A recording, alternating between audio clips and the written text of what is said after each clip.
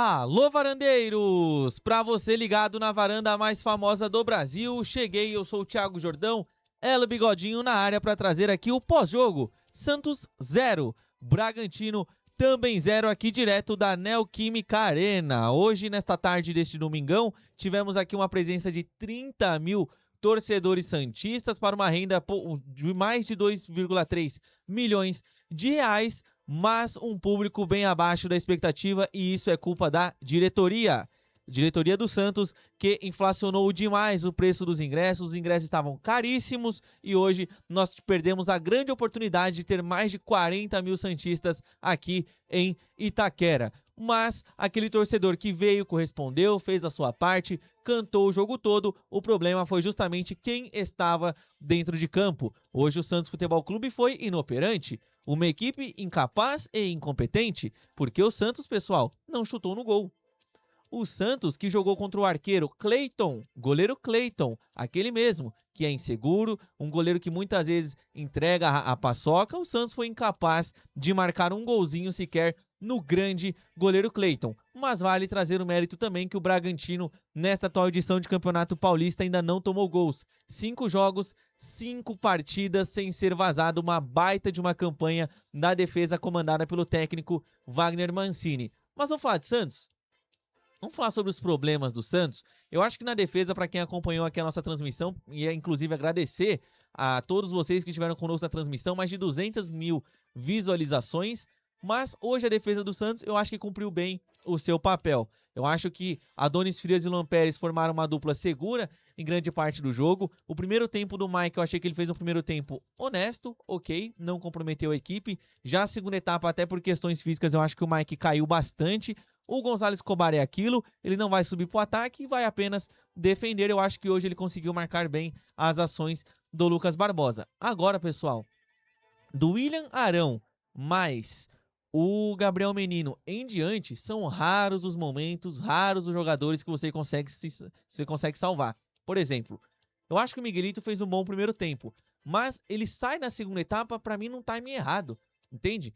Porque o Juan Pablo Vojvoda, ele tem uma leitura muito equivocada de jogo. Primeiro que sai o Arão no intervalo de jogo. Eu acho que o Arão era o melhor do Santos na partida. Só que sai o Arão pra entrar quem? O Schmidt. Que eu prometi pra mim mesmo que não vou mais ficar questionando tanto assim o João Schmidt, né? Por mais que ele seja um jogador irritante, por mais que ele seja um jogador burocrático, o Schmidt é isso aí. Entende?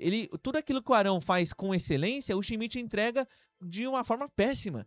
É um jogador que não recompõe direito, é um jogador que erra muito passe e é o caranguejo, é só pro lado, é o Siri, é só pro lado e pra trás. O João Schmidt é isso aí, entende? O Lautaro Dias é isso aí. Então, assim, só pra complementar, eu acho que o Vojvoda hoje, ele errou, só que são os mesmos erros. O Vojvoda, ele escala a equipe errado e quando vai mexer no time, mexe errado também. Sabe? Quando você tira o Miguelito, você vai colocar, quando você quer colocar o Roleiser, melhor dizendo, não é o Miguelito que tem que sair. Quem tem que sair é o Lautaro. Se você quer colocar o Matheus Xavier, quem tem que sair em primeiro é o Lautaro. É o jogador que mais compromete no campo de ataque do Santos. O Lautaro Dias, ele só corre, ele só marca, só que ele é atacante. É claro que hoje em dia no futebol, os 11, os 10 de linha no caso, eles têm que recompor. Só que a principal valência do Lautaro não pode ser a recomposição. Tem que ser o repertório do jogador, coisa que ele não tem, né? Então por isso que às vezes fica até difícil você buscar argumentos para você tentar defender o Juan Pablo Vojvoda, para você tentar acalmar aquele torcedor que quer fora Vojvoda, sendo que o próprio treinador do Santos não se ajuda nesse aspecto.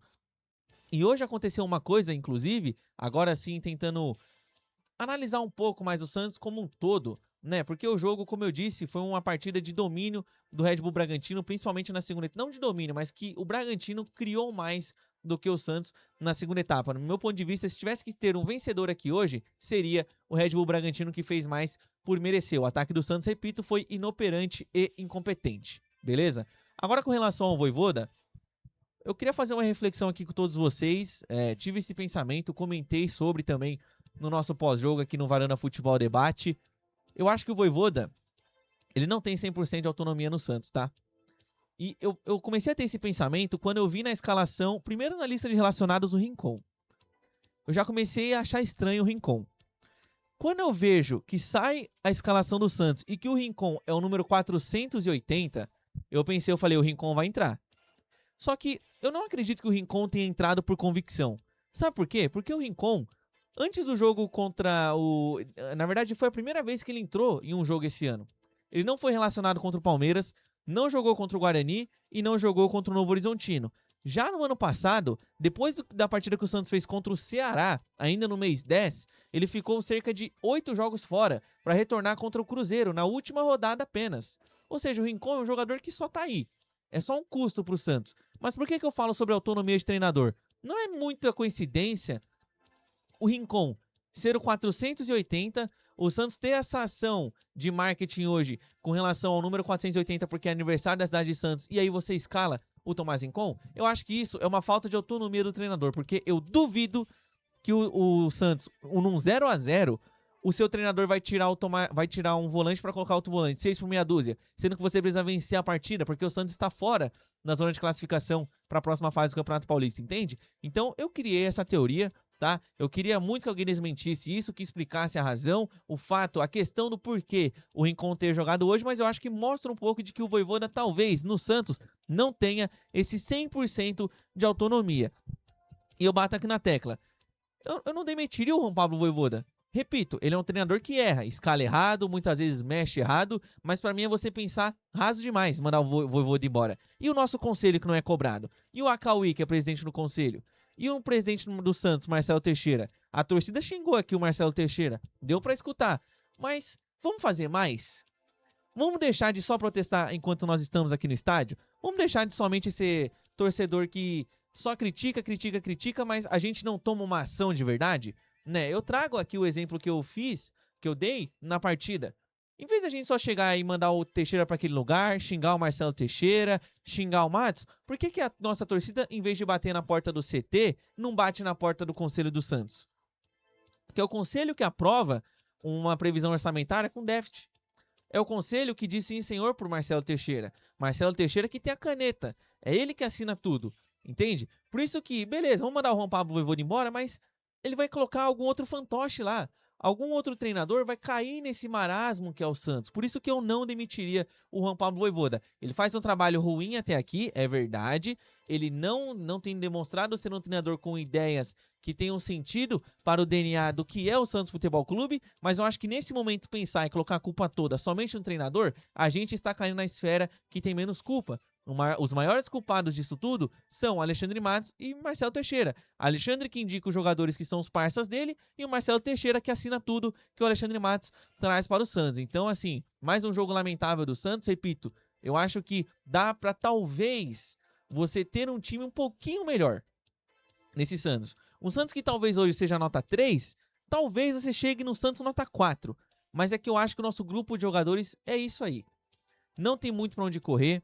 Sabe? Eu nem acho que hoje, num contexto geral, por exemplo, dos jogadores que eu avalio bem na partida de hoje, o Gabriel Menino, a dupla de zaga, Donis e Luan, eu acho que o Ilharão foi bem demais, gostei do jogo, do Miguelito, entende? Mas quando você vê o contexto todo do coletivo do Santos, não dá pra você formar um coletivo bom, um coletivo que te entrega sempre boas virtudes. Então por isso que eu acho que o Santos precisa ir no mercado, né? A gente vê o Santos falando que não tem dinheiro, que o Santos sempre tá com dificuldade financeira, mas pode ser verdade que o Santos não tenha dinheiro, mas se você comparar como o Flamengo, o Santos tem dinheiro. O problema é como ele é investido. E digo mais, se a gente for com esse mesmo elenco até o final do ano, vai ser sofrimento. Vai ser o Campeonato Paulista de 13º, Campeonato Paulista de 14º, no melhor dos mundos, 10º. Porque a gente tem a mesma espinha dorsal do ano passado. Os mesmos incompetentes do ano passado dentro de campo estão agora em 2026. Como que a gente quer um resultado diferente com as mesmas ações de 2025? Não teremos. Por isso que o Santos tem que ir no mercado. Se possível, contratar. Se possível, não. Tem que contratar um zagueiro. Tem que contratar um cara para jogar com Arão de volante. Precisa contratar também algum jogador ali para lateral direita, se possível, porque, repito, não confio no Mike, não consigo acreditar, por exemplo, no Igor Vinícius, ainda acho um jogador bem do irregular, e o JP Sherman, ninguém sabe o que se passa pelo fato do Sherman não ter oportunidade. Mas já que não tem oportunidade, vende o Sherman, empresta ele para algum time, porque a gente tem que lapidar um jogador, a gente tem que construir essa jovem promessa que está no Santos Futebol Clube. Mas é isso. Para fechar de vez, esse pós-jogo, uma partida péssima do ataque do Santos, uma partida regular para honesta da defesa do Peixe, mas a gente sempre cai na mesma situação. O melhor em campo do Santos talvez tenha sido o Brasão. É sempre o goleiro o melhor em campo? Por isso que eu digo, tem que contratar. Não dá pra gente ficar contando com boas partidas do Brasão e ficar contando com o retorno do Neymar Júnior, porque o Neymar é um jogador que vale a pena você depender dele? Talvez valha, mas o Neymar não é um jogador saudável. Ele pode ficar muito mais tempo fora do que tempo dentro, e isso prejudica demais o andamento e o planejamento de uma equipe para o ano de 2026. Então, Marcelo Teixeira, Alexandre Matos, vice do Santos, diretores do Alvinegro Praiano, acordem! Porque vocês estão levando o Santos para o mesmo lugar do ano passado, ou seja, lugar nenhum.